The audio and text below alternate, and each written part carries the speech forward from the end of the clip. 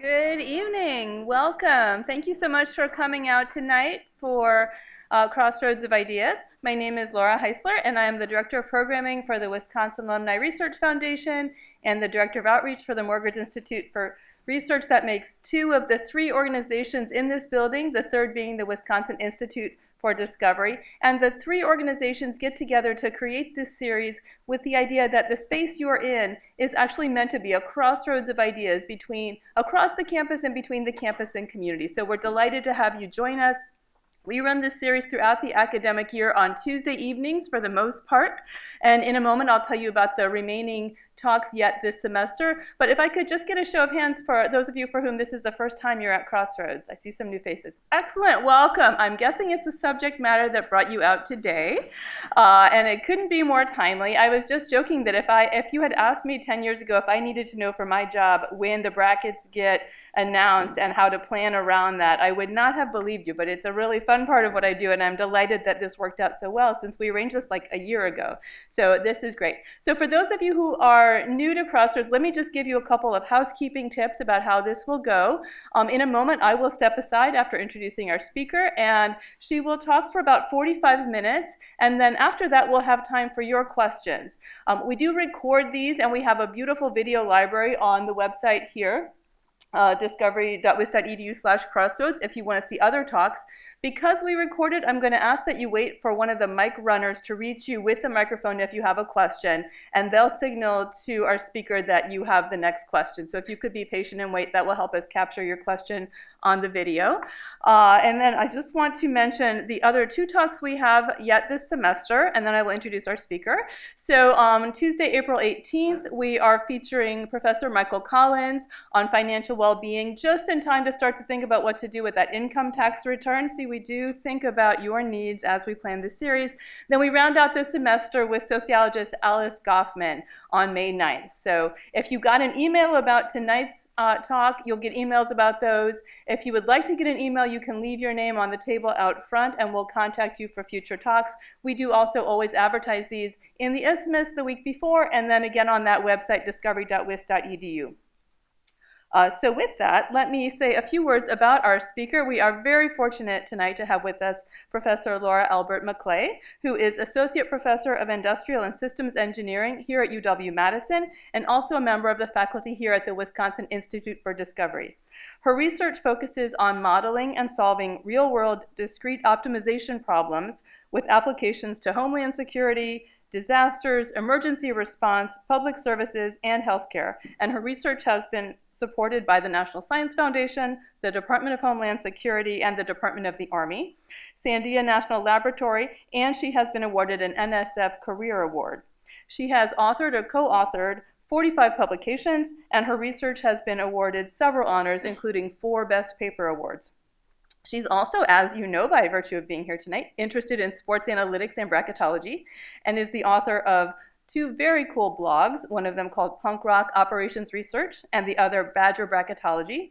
And she is a very popular and highly requested speaker on these topics. And you may have noticed that she's been featured on a lot of local news the past couple of days, given the widespread disappointment at the Badgers only being an 8th seed. So here to talk about that and much more around bracketology, please help me in welcoming Laura Albert McLay.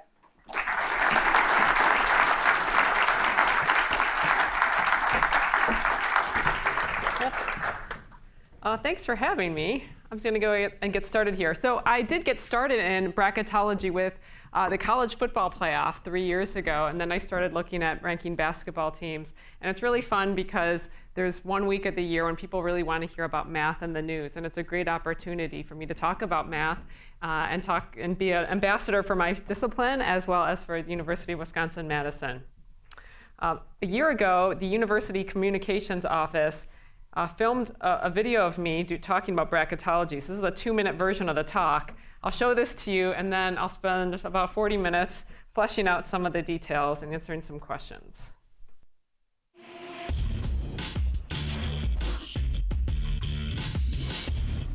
This ball's a little...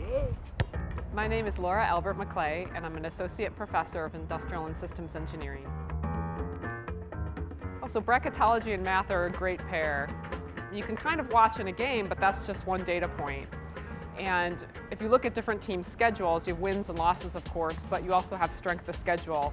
How good were the teams that a team played, and how overwhelming were their wins and losses. And math can help us quantify those things and balance out some of that criteria to figure out who might be the best teams. And a Markov chain is a math model that helps us understand how a system evolves over time. So it's used for things like epidemiology, the stock market, the spread of disease, and so on. And it's also could be used to model sports teams and figure out how well they're ranked. And what's really cool about Markov chains is that it looks at the network structure between teams. So it looks at who you play, and it can take strength of schedule into account. Vito Brown, slam dunk, thank you. And when we do this, we can figure out how quality the wins are, and we can weigh things like strength of schedule to rank our teams. So when I'm filling out my bracket, there's a couple of things that I do. First, I look at some of my favorite ranking methods. Of course, mine at Badger Bracketology is my most favorite. Sometimes you can see that the lower seed might be ranked higher, and that's usually a good upset to pick. The 5, 12, and 7, 10 upsets happen more than we'd expect mathematically. So there's something about the human element of seeding those teams that produces a lot of upsets. Third is that statistically we see that preseason rankings matter, which is a little bit surprising given that no games have been played at that time. But preseason rankings reflect things like athleticism of the team and so on, and that seems to make a difference in the tournament. So it's something to take a look at. Students have so much intuition about sports, and it gives them such an opportunity to learn a little bit more about a subject than a classic textbook example. When we're looking at this world we live in and all the data that we have available to us, we can't look at all the data, right? We need algorithms and math to sort through things and figure out which things are the most important, right? And so that's a ranking problem. And part of what I want as an educator is to teach students to come up with the next big idea that isn't there yet. And fun things that we do in class, like talking about bracketology and ranking teams, is something that can get the wheels turning. At least that's my hope.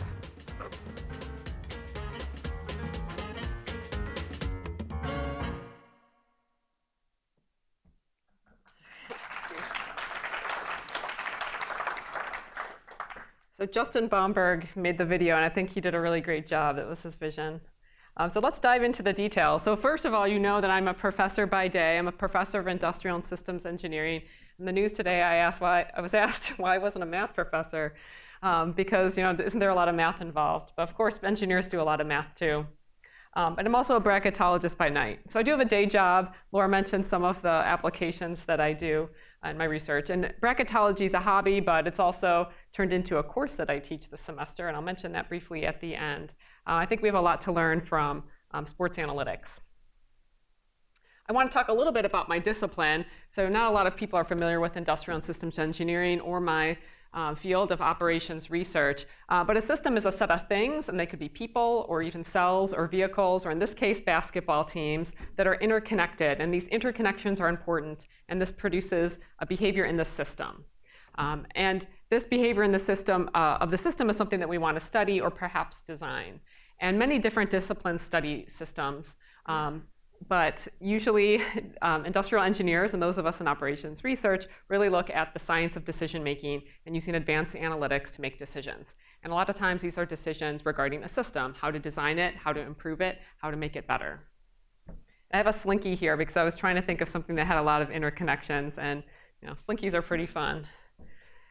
All right, but I think systems really matter. I mean, there's a reason why a lot of different disciplines study systems. And our world is just becoming more complex. There's a lot more interconnections. I was told once that the world's basically run on 8th grade math. And I don't know, maybe that's true, but it seems like it's changing pretty quickly. If you could do a little bit more than 8th grade math and see more than just math, see systems, and be able to model those systems using mathematical models, it can make a real difference. And it helps you be a good citizen of the world, and also helps you, design the next world, or a better world for us to live in. So that's just my plug. I wanted to start my presentation convincing you that all this stuff is really matters beyond just being fans of a sports team. All right, so I mentioned Markov chains in my video. I'll talk about those later on. That's one type of mathematical model. But we use a lot of mathematical models like Markov chains to answer a bunch of questions. And these are the questions I try to answer with some of the sports analytics work I do. So one is, how do we draw conclusions from limited data, right? So I have a few games have been played. Can I figure out who are the best teams and who might make it into the college football playoff? And we also want to make data-driven decisions. And so we want to use data to make a decision or to maybe design a new system. And those are all things that are increasingly being dependent upon data and our analysis of data. And these questions aren't, of course, limited to sports, but sports is a great vehicle for diving into some rigorous methods and applying them to sports, but maybe applying them in other domains too. But hopefully I've sold you on that, and I want to talk a little bit about sports analytics. So I've always been a fan of sports. I've always been a fan of number crunching. And I had been meaning to give myself a gift post-tenure. So my gift was to make sports analytics more of a hobby. And I started working here in 2013. And somebody who runs the engineering Twitter feed bumped into me and said, why don't you do something for the college football playoff? We're going to have the first college football playoff. And they need some good analysis. So I started there. Most of my talk will be about basketball today because it's March. But I really started looking at trying to forecast which teams would make it into the college football playoff. That seemed like a fun place to start. And I tried to tie in models that made sense, and I also tried to tie it into things I do in the classroom. So I'll talk a little bit about this later on. But back to Markov chains. I think this is a great mathematical model. I mentioned in the video that it's basically a mathematical model that helps us understand how a system evolves, usually over time. It's used widely in finance, also in epidemiology, so you can study the spread of disease. It's the engine behind queues, so the science of waiting in line. I'm like an efficiency expert as an industrial engineer. I really hate waiting in line, but there's a whole discipline that helps me understand exactly how much I hate waiting in line. And also things like zombie attacks, which is also like another fun application. So I might be an asset in a zombie apocalypse because I know about Markov chains. But they also applies to teams, and like how sports rankings evolve over time is a little bit less obvious. But let's kind of do a crash course in Markov chains. So in a Markov chain, you move from state to state. And the state is usually like a stock price, or it could be how many people are infected at a given period of time. In sports, it's going to be teams. We're going to move team to team. And this is a graph of the 2014 college football season. There are 118 teams, and there's about 3 times as many Division I college basketball teams. It's a little messy to try to look at it. But we want to move from team to team. And there are connections here if a team plays. So you can see all the connections with the conference matchups. Right? That's kind of where you start thinking about strength of schedule. It depends on who you played. And then you can see some interconference games. And the idea is we want to move to team. And we want to move to teams that beat us. Right? So we're going to vote for them, and we'll move to those teams in a probabilistic manner. So if we lose a lot of teams, like my alma mater, Illinois, there's potentially many places where we can move. And what we do is we do that over time. And then there's some nice theory behind this. We'll take the limit. We'll do this for an infinite amount of time. And we'll see how frequently we visit teams. Now, teams that win a lot of games, we're more likely to visit. And the teams that beat those teams that win a lot of games, like Alabama, Clemson, and Wisconsin, we tend to visit the most. Right? And that tells us which teams are the best. If you're looking for Wisconsin, it's right there hiding. Right? So this is the basic idea here. And I'll talk a little bit about the voting. And then what I end up doing is coming up with a data-driven way to give partial votes based on how overwhelming the victory is and also home field advantage. So this is what I do. So a lot of people ask me about how do I figure out strength of schedule? Well, I don't, right? That's what the model does. It does it endogenously. I don't have to come up with a formula, which is great. And it takes into account the structure of games, all right? So it does it for me. It's great. In the college football playoff, I actually want to simulate the rest of the season. So I have to come up with the best team thousands of times. Right? So I don't want to manually do this for each simulation. I want to automatically know what the top 4 teams are. So something like a Markov chain that can rank the teams for me, I can just automate it, and it's great. Right? So I don't need a human in the loop. This is really good. I also wanted to kind of start with a simple model and build from there. So I just look at score differentials and home-away status, and also neutral sites. Right? So home field advantage is a big deal, especially in college sports, both football and basketball. It makes a huge difference. So I wanted to do all these things, and I always toy with making the model way more complex. But the beauty of this as a professor is that a lot of my students think football is a completely different sport, and I want to be able to talk about this in the classroom. But people understand, the basic inputs and outputs here, no matter what sport it is. It's just about scoring more points and home field advantage and figuring out who's the best. So I can bring this into the classroom without alienating too many students. All right, so you might have heard about something like this before, and this is the basic idea behind Google PageRank. So before we could Google things, we had internet searches, and we'd search for information, and sometimes it would be hard to find good information. And there wasn't nearly as much stuff on the internet back then, and it was hard to figure out really where the authorities were. If you wanted to go to information, where would you find it? So you type in something, I'll use sports as an example. And a lot of these fan sites, like on GeoCities, would pop up. It's not really what you were looking for, right? A lot of them just had a bunch of links. And what Google did is they've developed like this Markov chain with this voting idea. Instead of having strength of schedule, you have a bunch of links on your website. Those are like your opponents, and you vote for all of them. And so, the obvious places that people might link to might be ESPN or Yahoo Sports or wherever people go for sports. And they have a lot of incoming links. It's like they're winning a lot of games.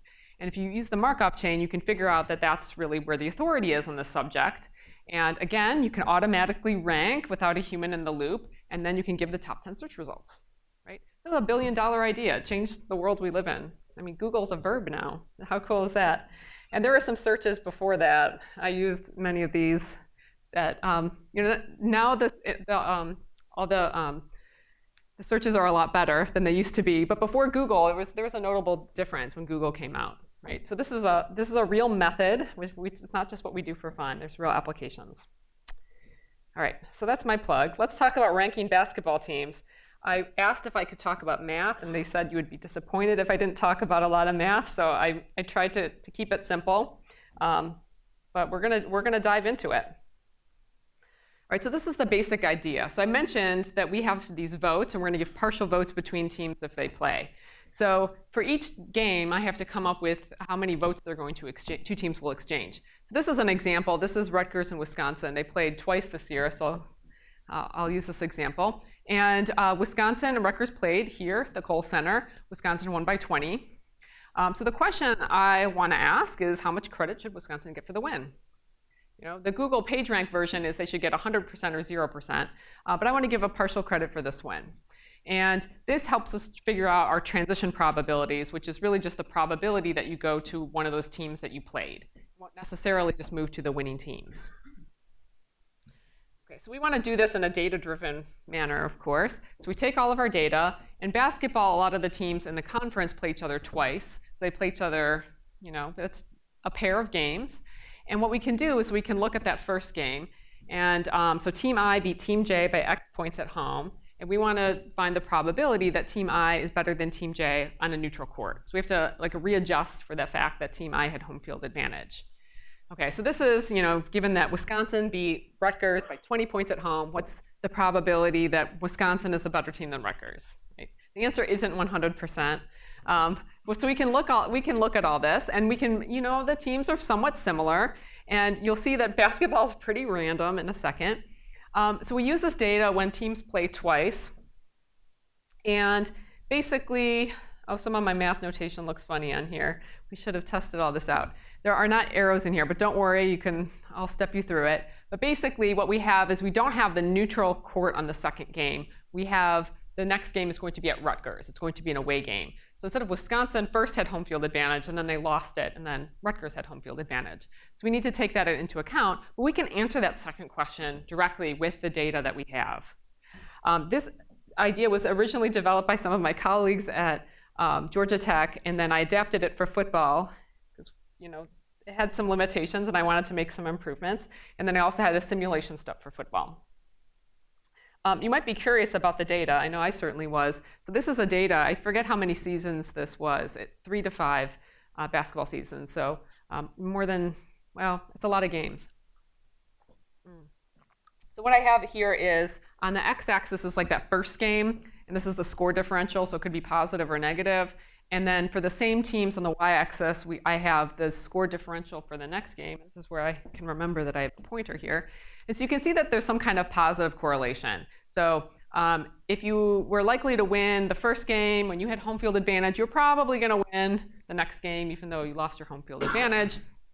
And I took a vertical slice here just to visualize what winning by 20 at home really looks like. And you can see where the zeros are right here and right here. There's a lot of data points in there.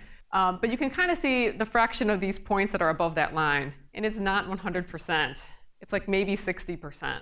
Right? And that's pretty surprising that, the games just seem so random and unpredictable when we look at something like this. Right? But this is the data that we have to work with, and we can figure out things like how much credit somebody should get for a win. Okay, so this is just the raw data. One of the methods I use here is logistic regression, and I'm teaching my students about that this semester. And it's a linear model that helps us come up with something that would be a partial vote. So we can come up with this probability. We can actually directly model the probability of winning the next game on the road, which always needs to be between 0 and 1 for us since we're giving partial votes. You can't vote 110% for Wisconsin. I wish you could, but you can't. So we get this nice S-shaped curve here. This is from the direct data. And I put this little point here because this is the Wisconsin point. They won by 20. I'm at an angle here. You can see that they don't even have quite a 60% chance of winning next time. I mean, I'm not specifically taking into account that they beat Rutgers, but it's a lot lower than you'd think. All right, so there's a couple problems that I notice with this when I'm modeling. One is basically if you want a lot of credit for a win, you have to basically win by 50. All right, that's a little crazy. Also, the bigger problem, especially with football, is you can look at these points right here. Do you win or lose by a point, right?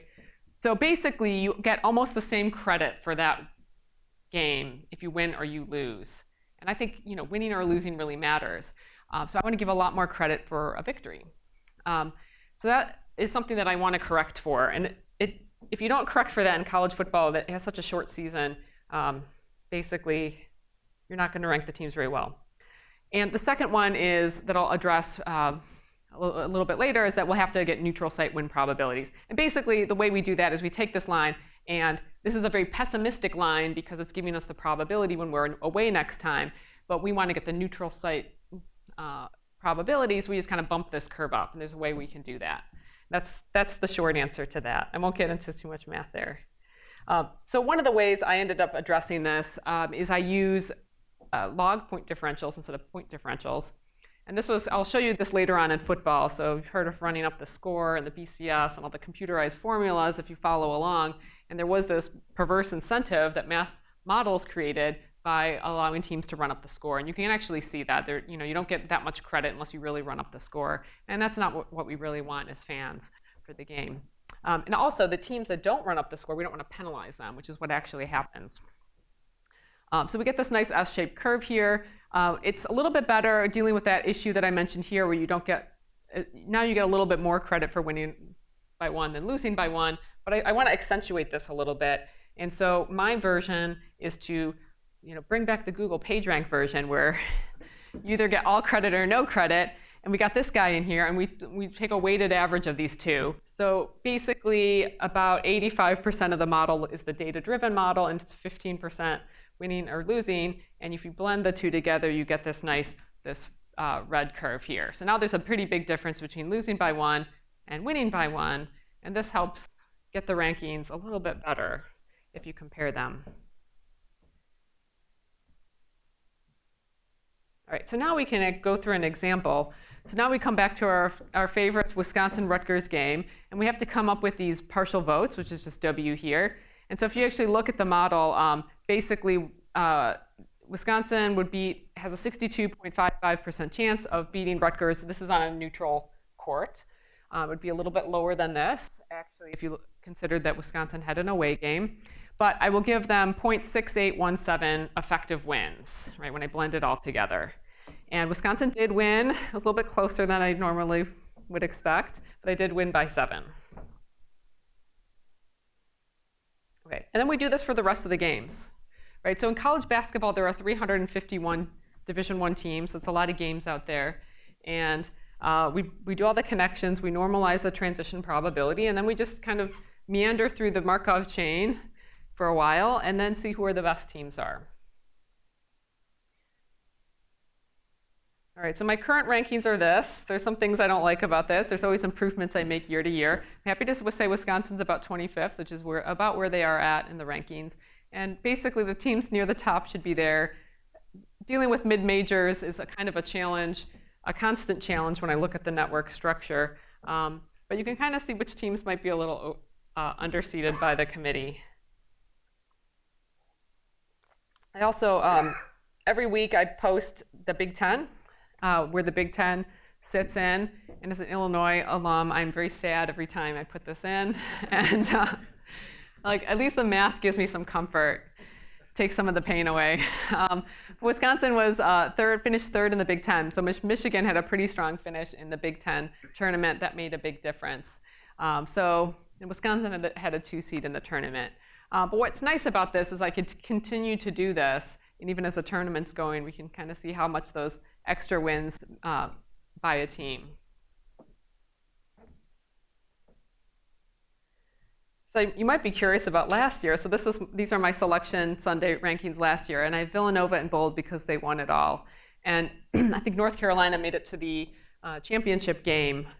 And the other teams in the Final Four, I didn't prepare this, but no, one was Oklahoma. And then there was somebody else in the Final Four. Syracuse. I was going to guess Syracuse, but I didn't want to be wrong. So I think, yeah, there you go. So Syracuse isn't up there. That was, we'll see the impact of that later on when I talk about perfect brackets. That makes a difference. All right, so I want to change gears a little bit and talk about college football. And this is all where I started. I do simulate the end of the playoff. I don't really do that for basketball because 68 teams get in. There's a lot of automatic bids, and then, you know, it needs a different methodology. So sometimes the right tool is not the right, or not every problem requires the same tool. And I would say that that's the case here. So that's a coming attraction, I'll say. But this is where I started, and this is really what led me to ranking, is getting that need to get the top 4 teams. What I want to talk a little bit about, just briefly, is simulating the rest of the season. And so basically, the probability, at least from a modeling point of view, of you winning next week probably depends on whether or not you've won your previous games, right? So, and then whether or not you win or lose will help me update what I think you winning that game 2 games from now is.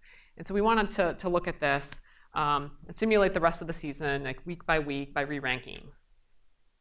The actual ranking part is very similar to the basketball, except I have to use 2 consecutive seasons of data because football teams rarely play the same opponent twice, except maybe in a conference championship game. I am making an assumption here. So I do assume that the top 4 teams are going to make it in. When I started working on this is my first foray into ranking. I didn't know if that was going to be true. I didn't know how close the actual teams at the top would be to those that came out top in the ranking, or in any ranking, not just mine. And I will always say that I believe strongly that the committees always choose the most deserving teams, not necessarily the best teams. And so these are the most deserving teams are the ones that maybe win games they shouldn't, right? But they win the games, and that's in the data. And I have some examples about this. And it's always good when you're building a model to think about your assumptions. But the last time they had just the college championship game, the last BCS rankings had Florida State. They were the only undefeated team. Auburn also made it into the national championship game, and then Alabama was 3rd. But Alabama lost on a fluke play to Auburn. This is the kick 6. And they were probably about equally matched, right? But somebody has to make it into the national championship game, and it was Auburn, right? Despite them having the same record. Interestingly, I think Florida State was probably not as good as either of those teams, but they were undefeated, right? In a major conference. So that kind of brings up the most deserving aspect of it. And we'll see that actually almost immediately. I think the great thing about the college football playoff from a fan point of view, and also from kind of somebody who likes to crunch numbers, is that I think just going from 2 to 4 teams allows them to choose the 4 best teams in the college football playoff. So up until this point, when only 2 teams made it into the national championship game, somebody that was undefeated would almost certainly get the number 1 seed for all practical purposes. But we saw the first year of the college football playoff, again, Florida State's the only undefeated team here, at 13-0, and they got a 3 seed. And that would not have happened even the year before. So I think that makes me a little excited about the sport kind of getting it right. I've kind of seen some evidence of that. And you'll see when I show you some of my rankings later on that the undefeated teams are not necessarily the ones at the top. And then I also have the 2015 playoff rankings, and I'll show you a little bit about how my model did here. So this is Clemson, Alabama, Michigan State, and Oklahoma. That was a little bit more exciting than 2016, where we didn't really have a team come out of nowhere. But I have those here. That was Alabama, eventual winner Clemson, Ohio State, Washington. And then these are my rankings over here. So I had Clemson and Washington. They ended up being, for all practical purposes, tied in the model. So I'll have them tied at third. So I had the seeding off a little bit, but pretty close. And it is a little bit easier to recognize just the teams on the far tail of the curve. If you have like a bell curve of their quality, there's not that many teams over there. So sometimes things are mixed up in the middle. And I had Wisconsin ranked 10th, and I know they're 8th over here. And I know that I don't give them any extra credit. If Badger bracketology, they've got to earn it. But I get a lot of crap for that. And maybe I deserve it a little bit. All right, so some of this you've seen before, like the ranking part's the same. We want to rate and rank the team. I've showed you how I've done that. And then I want to simulate the rest of the season. And I've tried out a few things over the past couple of years. And then I just let the season run. Now what I do when I get to the end of the season is I figure out who's going to be in the conference championship games.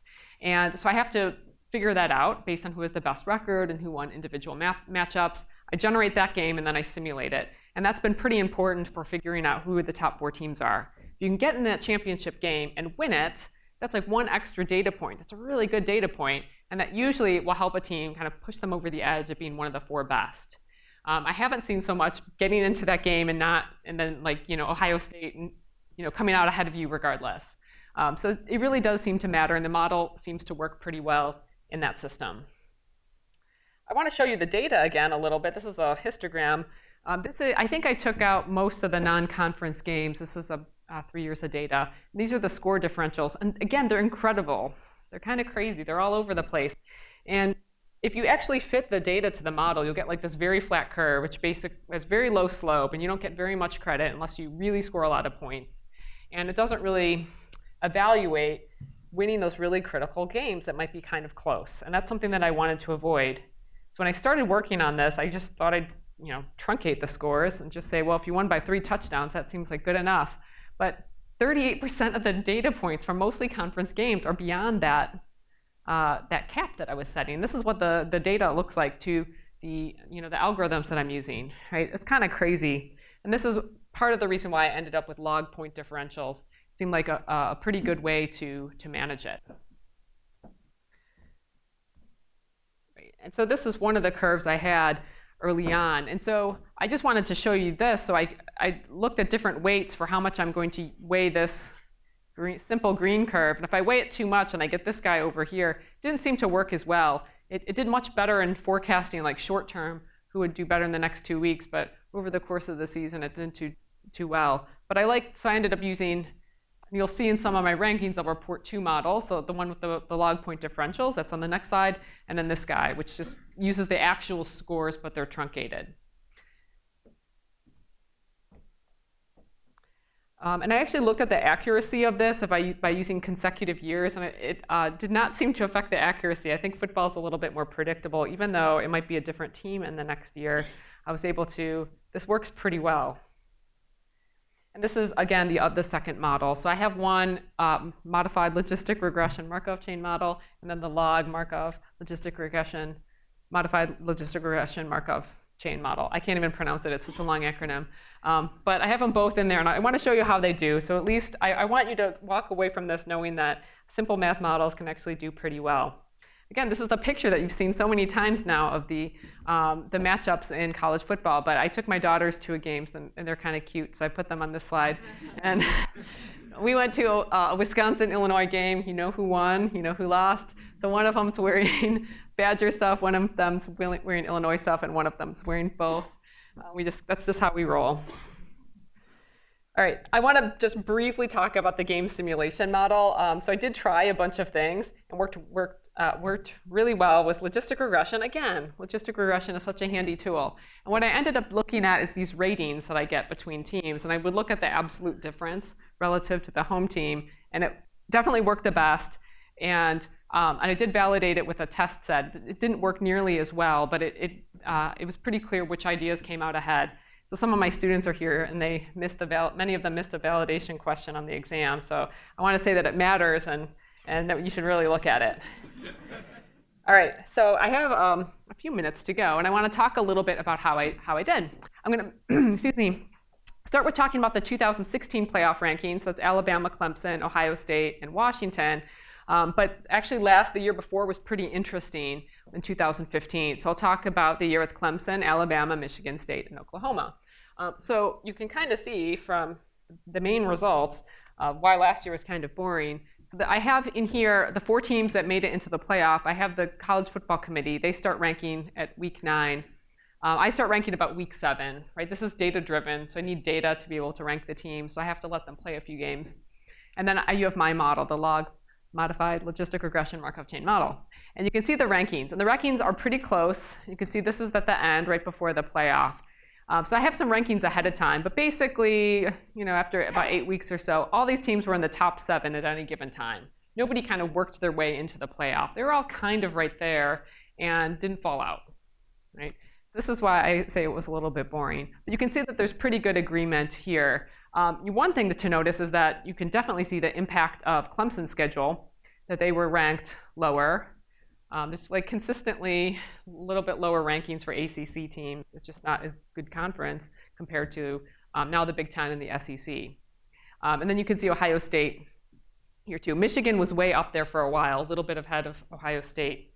And then there's also Washington.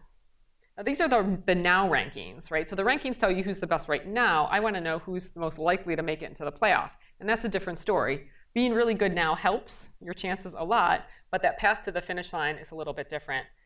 So I have that here. So these are, I tried to just illustrate it by looking at the rank of how likely you are to make it to the playoff, and then I ranked that likelihood. So number 1 is Alabama. Basically, they were number 1 all season long, despite that difficult SEC schedule. Clemson here, I have the ranking, the actual now ranking here just below for comparison. So Clemson, you've seen these on the last slide, was ranked about 3rd through 5th all season, but they were the 2nd most likely team to make it into the playoffs. Again, somewhat easier ACC schedule made the difference there, and that's why there was a bit of a mismatch. That's one of the insights that you can get from the simulation step and really using predictive analytics to see what can happen next. Ohio State was ranked pretty highly. You can see that path going through Michigan was pretty tough. The game was kind of a toss-up. It ended up being kind of a toss-up. And we can definitely see that that affected their odds of getting into the playoff. And Washington down here, I don't have too much to say about Washington right there. But I want to talk a little bit about the 2015 playoffs, as this was a very different experience. And I have both of my rankings here, so there's a lot of numbers on here, I'm sorry. And also the College Football Committee's rankings. These are all the now rankings. So one thing to notice here is that Oklahoma was ranked pretty low for a while and had to work their way back in. And Michigan State also was not ranked really highly, was potentially 9th at one point. So you see some mismatches here between the committee. Basically, sometimes the math can catch up to reality faster than humans can. So when Michigan State keeps winning, or sometimes it's hard, humans have trouble letting things go. Sometimes it takes 2 losses for a team to really fall down out of the rankings. It's like we gave them a little bit of a pass that first loss. So sometimes you see that there. You see it with Oklahoma too. I had them a little bit ranked higher than the committee for a while. But I was pretty much in agreement with Clemson and Alabama, except that I did have Clemson ranked 2nd, despite being the only undefeated team. I thought they weren't quite as good as Alabama. These are actually just sort of raw numbers out of like 1,000 simulations for each week in terms of that path to the playoff that I mentioned. I want to step you through this. This is way too many numbers to look at. So let's just look at a couple of cases. Here we have Michigan State. So they, unless you remember every college football game ever, I'll just give you a reminder. But Nebraska beat them. And so they had a pretty decent shot. They were a really good team. And yes, they had to go through Ohio State, and you see that in some of these numbers. But once they were knocked down but not out by Nebraska. And we can really see that impact here. And of course, then they beat Ohio State, which was huge because they beat Ohio State, so that was great. They didn't have a second loss, but also they would make it into the Big Ten Conference Championship game. This is that path to the finish line because they beat Ohio State in a head-to-head matchup. If they were tied and Michigan State had one more game to play, they'd make it in. And that was the difference in those two teams that year. You might be puzzled about some of these numbers down here. I will say that because only the top 4 teams make it in and then nobody else makes it in, there's this cliff after the 4th spot. So a team like Oklahoma that's getting in that 4th spot quite a bit, if with the 2 different versions of the model, they'd kind of be in 4th in one and kind of be in 5th in the other. And your mileage may vary. And that's the discrepancy in these numbers. They're kind of saying the same thing. I just don't know how to measure that very effectively. And down here, basically, Oklahoma had worked their way into the playoff. They didn't have a conference championship game. The Big 12 doesn't have one. And no matter what they did, they were in. And that's what those numbers mean there. You could put all the rankings together just to kind of look at how they do relative to other teams. And I will say Clemson was always the most likely, or I think second most likely, except I don't know what happened that week. But sometimes their rankings were lower. And again, we see this as the ACC having a slightly easy schedule here. Michigan State was ranked really highly the whole season, but they had a tough path to the playoff, and so they were a little less likely to make it into the playoff there. Again, these numbers don't mean anything because of the Big 12 not having a college championship, but at the end, I didn't simulate. I just ranked the teams, and I think the committee basically got it right. All right, so that was exciting. I love showing sad Brutus pictures whenever I can. So you might be wondering what happened to Ohio State that year. When they lost to Michigan State, they were still a very highly ranked team. They were 6th, right behind Michigan State, but because they wouldn't make it into the Big Ten conference game, you can see they basically could not make it into the playoff unless I think at least 3 other teams lost. Right? So that's possible, but not particularly likely. And so they were way down here. So that path to the finish line is pretty critical. I have a few minutes to go, so I'm going to talk a little bit about March Madness. I might have to save some things for the end. Nobody's really interested in the perfect bracket this year. Everybody's interested in this 8 seed. But it is something that I do talk about a little bit. I want to actually crunch some of my own numbers. But filling out a perfect bracket, your mileage may vary. Every single year, there are 9.2 quintillion ways to fill out a bracket. So I think there's more ways to fill out a bracket than there are stars in the sky. There's a lot of stars in the sky. But that doesn't mean your odds are 9.2 quintillion to 1, because some of these outcomes are never going to happen, and we know they're never going to happen, and we can be very purposeful about that. But having said that, if we look at the tournament, some years are really hard to predict, and this is one year that's a little bit hard to predict. And even years that are easy to predict, like Kentucky 2 years ago, Kentucky ended up losing. Yes, I know, that was one of my exciting nights as a Badger fan, I'll tell you. So a typical bracket does much better, so 2.5 trillion to 1 odds perhaps, and some other estimates have this at 4.4 billion to 1 odds. But these really, again, depend on the year and the seeding and all of those things, because some years we can kind of tell there are going to be some more unanticipated events than others, and sometimes we just see really odd things that happen. And I'm going to back this up with some real numbers here. So let's look at how many people get all Final Four teams right. Now, they've made a lot of other mistakes in their bracket, but we can see that the numbers vary from about 1 in 3 million to, I don't know, 2015 was a lot better. That was a good year. But you can tell when there are some Cinderella stories just by looking at this. And every time there's a Cinderella story, the odds of a perfect bracket go way down. And I think in 2006, there's a great story. I think only 1 or 2 people got all Final Four teams correct. That was with George Mason. One was asked about it, and it was because he accidentally picked George Mason. He thought he was picking George Washington. And so luck's a big part of the tournament. And that just happens, right? So it's possible we'll get a perfect bracket someday, maybe within my lifetime.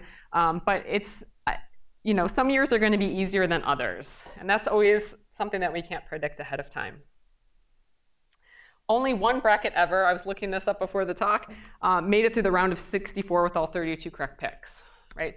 So if you made the first 32 correct, you have all the right teams in there, so that's half the battle. But yeah, That's another data point. You can start to do some estimation and back of the envelope calculations on this. It's not very likely. I have a couple minutes to go. I want to give some tips to winning your office pool. I haven't even researched my pool yet, so I don't know too much about this year, but I have some general principles that I go with. So I talked in the video about looking at rankings. I really like doing this. The seating committee looks at most of these rankings too when they look at their data. And Wisconsin is in the top 25 in all of these, just not RPI. But RPI is useful for something, just not really picking winners in the tournament. And there's a rankings clearinghouse run by Ken Massey. And on International Women's Day, I discovered I was the only female contributor to that. So I thought that was, I don't know if that's cool or if it makes me sad, but I'm going to go with cool. That's my answer right now. I think that's great. And also the seeds matter, as I mentioned in the video. So that video that they shot last year, we did that ahead of time. And I mentioned that 17 seeds get upset all the time. Then Wisconsin got a 7 seed. And then this year, it's like the only thing worse than a 7 seed is an 8 seed. So it's I always have to be a little careful about doing this stuff ahead of time. But there are some seeds just generate more upsets than others. And this is usually when you have like a weak team from a good conference playing a really good mid-major conference. And for some reason, they get to be 7, 10, and 5, 12 seeds. The other thing to think about is 6 and 11 seeds. So 8 seed is like one of the bad seeds to get because you have to play the 1 seed second. So you have to play them really early on. But the 6 or 11 seeds get a gift. They can go a long time without having to face a 1 or a 2 seed. And this is why when you see some of those Cinderella stories, they're often 11 seeds. So VCU, when I was there, made it into the Final Four and on an 11 seed. I think George Mason too. Right, so all these things kind of affect your path to the Final Four, and that's something that matters. I always say don't pick Kansas. Kansas, now I like to pick on Kansas a little bit, but I was looking at some data last year, and the idea is that you're not trying to get the most points possible. You're trying to just beat the people in your office pool.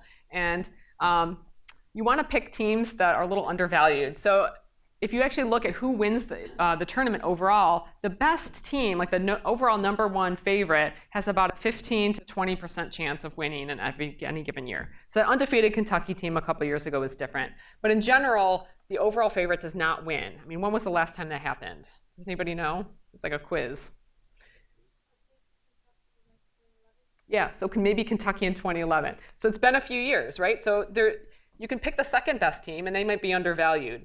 And so this is what you should look at. I've got numbers to back this up. So last year, and I do this because you don't know what people are going to choose in your pool, but you can guess. So you go to ESPN and you look at who picked whom, and then you cross-reference this with maybe 538's model for seeing how far teams will go. There are models for that. I like to cross-reference things, cross-reference numbers, but Kansas was selected as the overall winner in 27% of brackets and in 62% of Final Fours. We just talked about how the favorites usually don't make it that far. And 538 said they had maybe a 19% chance of winning it all. So they're probably getting picked too often. So if I pick Kansas and Kansas wins it all, I might still lose the pool because everybody else picked Kansas. I want to, get my corner of the market. So I went with UNC last year, and they were they were only chosen as a winner in 8% of brackets, but they were like the second best team according to 538 with a 15% win probability. So I narrowed it down to UNC and Villanova, and I totally picked wrong. I came in second in my bracket, and so my friends want you to know that I'm a fraud, perhaps, but it was a pretty good strategy, and a good strategy doesn't guarantee that you're going to win. It's really, really random, but it helps. So you can kind of look at some of those numbers to see who might be a little bit undervalued. And my last recommendation is just know that it's really random. It's really frustrating when somebody who picks teams based on the colors wins the pool. That happens. That happens. That doesn't mean that you should do that next year, because they're probably not going to win next year. Just trust in the process. Do your homework. Don't do too much homework until it's not fun anymore. But just try to keep it fun and try to just give yourself an edge.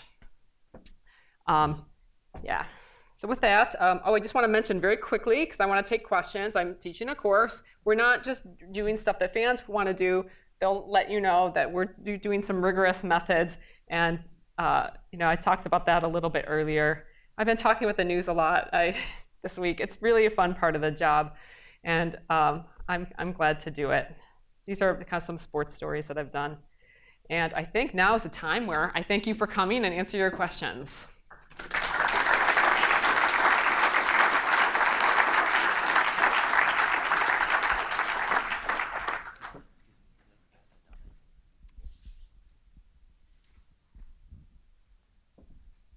Hi. Hello. Oh, sweet. I'm an undergraduate engineer here, and I've taken some of your ISYE classes. So I'm interested in the application of these models for betting markets and spreads, and Nate Silver is a big fan of putting your money where your model is. Can you talk about where people go wrong in this kind of modeling, and kind of how to zig when everyone else zags? Oh, right. I don't do a lot of stuff, particularly with betting markets. But again, this is like something that's not run in 8th grade math anymore, and it is really tricky. And Nate Silver actually made his fortune with online poker and left when kind of the situation changed a little bit. So the basic thing is to kind of try some new things and identify some new situations before it gets pretty sophisticated, and then it's a little bit more difficult to keep up. But I don't particularly model betting markets, so it's hard for me to really answer. If you were recreating your model for basketball, would you include the effectiveness of the coach as a measure? Oh, right. Yeah. Because I would say that's a critical aspect in basketball, maybe even more so than football. Yes, definitely. One of the things actually I want to work on is on my to-do list is actually looking at what helps you win tournament games in particular. So sometimes what helps you win regular season games, sometimes the criteria is a little bit different, and things like past experience, coaching, and so on make a big difference. Also like distance to the games. So there's a number of criteria that can be included. Mm-hmm. Hi. So in the college football playoff, no number 1 seed has ever won the 4-team playoff. I wanted to know why you think that is, and I also have another question for you, which is, I guess this is more of a cultural aspect, but it feels like in America we love the underdog story, whereas in Europe, for example, with their soccer leagues, they'll play a table, and whoever wins the most games over the course of the season wins the championship. I wanted to know what kind of analytics or data you think would transfer over to that kind of model. Oh, that's a really I have to give some thought to your second model, but your first question, and I've already forgotten it because I'm so interested in trying to model the second part of it. No 1 seed. Oh, no 1 seed. Yeah, well, we've only had 3 playoffs. I don't really think it's meaningful. They're roughly equally equivalent. And I've looked at some of the win probability estimates for some of these outcomes. I mean, we just have 3 data points so far, basically 3 tournaments. It'll happen. Yes, I'm wondering about the notion of a good road team. Perhaps fewer distractions and all that. There are some teams that do better on the road, and I'm wondering if that's been crystallized in some models, that again, some teams just gel on the road and it actually is held against them in some ways in the modeling.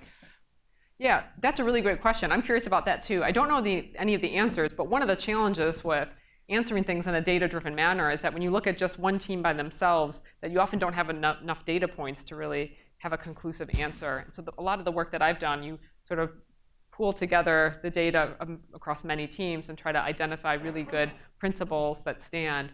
And then you have enough data to draw a conclusion. But small sample sizes are always very difficult to deal with. Mm-hmm. So if you're Wisconsin, you want to make the playoffs, do you think it's better to schedule easy teams and beat them by 40, or play games like against LSU, which might be close and are kind of a toss-up, and you might win, you might lose? In the long run, does your model prefer one versus the other for getting in? Well, yeah, so what I've seen so far, I have 2 answers to the question. So I'm going to give you both sides to it. One is I think having a good schedule makes a big difference. So even teams that lose to really good teams seem to have slightly inflated rankings. So I saw that, I think, in Purdue's ranking in basketball, that losing to Villanova was helpful to them in some way. And I see that in football too. And it's hard to get to the top unless you have a really tough schedule. But on the other hand, if you really want to get to that college or the championship game, you really just have to beat who's on your schedule. And so even the Big Ten West is not great, and I've seen that those teams are ranked a little bit lower than on the Big Ten East, where they have a little bit of a tougher schedule. And so you just really need to win all those games. If you make it to the championship game, then that will give you the real shot. And so that's also something that's coming out in the models, being able to make it to the championship game. Those aren't games that you really get to choose and select. So having, I think, a couple tougher games there is still pretty helpful. One of the major conferences gets left out every year. Hi, I'm curious what your favorite, or what programming languages or toolbox or tools that you have in your toolbox that you use for these analyses. Sure. My students will tell you, making them do everything in R this semester. I also tried doing some things in Python And I learned MATLAB when I was in college. It's something I just kind of know backwards and forwards. And if I have to whip together something quickly, I usually use MATLAB. So there's a lot of different tools. And I do like to use Excel. It has its purpose. But I don't program in Excel. Maybe it's mainly just store stuff. So I'm an 8th grade math teacher. What should I do with my students this week? Oh, man. I got to think about that. I can send you some of my notes from class. We can do some easy examples. That would be really cool. So we can, one of the basic things we did this week was look at a simple math model. We talked about ranking this week, of how to rank teams. So I was just taking like the big 10 games. That's 14 teams to rank. And like the Cowley matrix is just solving a series of linear equations. I don't know if they know about that yet, but that might be kind of a good place to start. I can also talk about scheduling a little bit. I think I talk about scheduling with slightly older kids and maybe in high school. I got pretty excited about thinking about all the constraints that go into it. So there are constraints in the tournament, like you can't play somebody in your own conference in the first couple rounds, and the regions have to be balanced. How do you do that mathematically? Kind of got the wheels turning. Contact me afterward. So in this day and era in college basketball, it's kind of the one and done area where like teams such as Kentucky have been successful with like recruiting players for a year and then they're off to the NBA, whereas teams like Wisconsin like to recruit and develop players. How do you like take account for that into like your systems? Yeah, so I don't particularly take that into account. But I mentioned earlier that I wanted to look at a model for predicting tournament success, and that's something where I think it would make a big difference, where maybe the data that you have for the season isn't really enough to predict what will happen in the tournament because they're all freshmen, right? And the first few games are maybe a bit of a train wreck, but you're really refined later on. So those are the things to look at a little bit. And they hinted at that where like 538 has used preseason rankings, and I want to like test that out myself. And just that not maybe having a great team in terms of your record, but having good preseason rankings because you have these really great recruits that are there for 1 year, somehow that makes a difference come tournament time. So sometimes different pieces of data are better in different situations, and trying to figure out which things should be included and for what decisions is also just something that we can test mathematically and see if it makes a difference. This might have a similar answer, but what about injuries? And there can be a few major injuries to key players, or there can be just too many injuries to an offensive line or a group of players. Is there any? You ever try and tweak something or provide some kind of insight to that in your models, or is it just kind of play out as you get more information about the team without those players after playing a few games? Yeah, that's an excellent question. Injuries are really hard to take into account. So a lot of the models we have that are data-driven implicitly make the assumption that the past is meaningful for predicting the future in some way, right? And when you have an injury, you know that the past is not characteristic of where you are going forward. And so it's very hard to deal with. So yeah, that's really tough. You know that the model's not going to work very well, and you have to usually adjust it in some way, but the past data just isn't useful. So, what do you feed into the model there? Mm-hmm. So my question, I don't expect you to answer this, but it might be something worth looking into.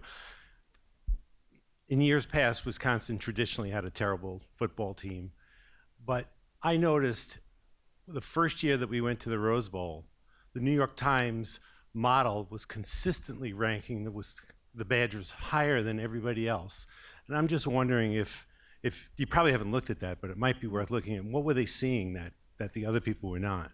All right, so that's a good question. So I do look at a lot of these other rankings, and it's sometimes my model apparently dislikes Wisconsin, New York Times loves Wisconsin, but sometimes, like in that first college football playoff, Ohio State got the 4th seed, and that was a little bit controversial because there were a couple of Big 12 teams that were sort of making the running. When I looked at the other rankings, we all kind of agreed that the Big 12 should be the conference to be left out. So sometimes it's interesting to see when we have all these different modeling approaches, what we agree on, what we don't agree on. And I don't always know the answer, so most people don't really share their models. I'll share it. Yes.